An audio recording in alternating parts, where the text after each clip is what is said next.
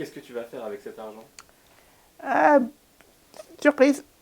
Ça, je dirais rien.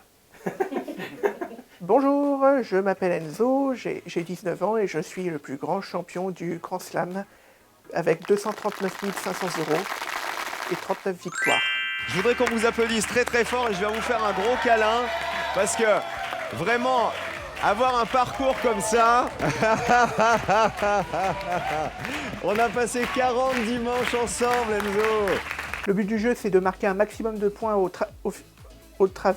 fil des manches pour pouvoir aller en finale et gagner jusqu'à 2000 euros lors des quotidiennes et jusqu'à 10 000 euros lors du Grand Slam.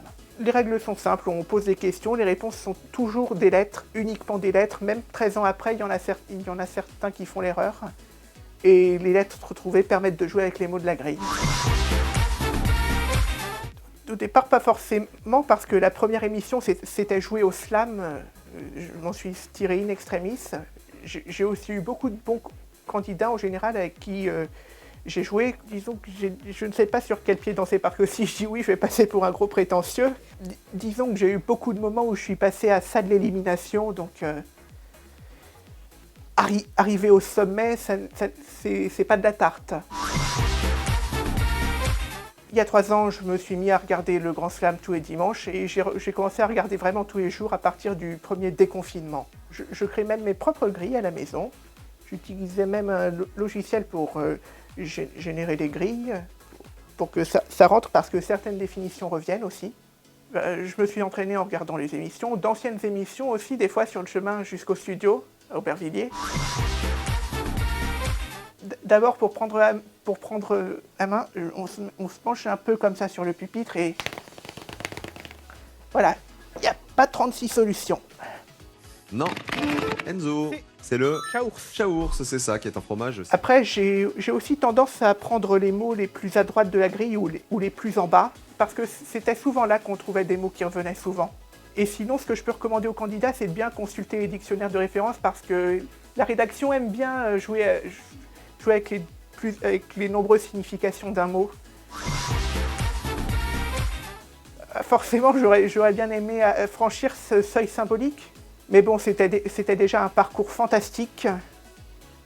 Puis, tout cet argent, même si j'en ai déjà reçu une petite partie, forcément, c'est comme un gros coup de pouce pour démarrer cette vie. Surprise. Ça, je dirais rien. Eh bien, je leur dis qu'être HPI n'est pas une carte joker. Il y a bien des candidats qui ne sont pas HPI, ou du moins qui ne l'ont pas dit, qui sont montés très très haut aussi, comme Francis ou Arthur. J'étais content pour lui, c'est la première chose que j'ai faite. J'étais déjà à moitié résigné à l'idée de perdre, parce qu'il y avait une chance sur 2. Puis bon, tout ce que j'ai envie de lui dire, c'est de profiter, parce que ça passe trop vite. Alors si Valentin nous regarde, je lui fais encore un coucou. Après, je pense que je ferai tout le monde à son mot à dire après. Bon, après la spéciale Noël, le quiz des champions, va falloir attendre encore un peu. Mais d'ici là, il va falloir s'entraîner à fond. Pour encore une fois, faire sauter la banque.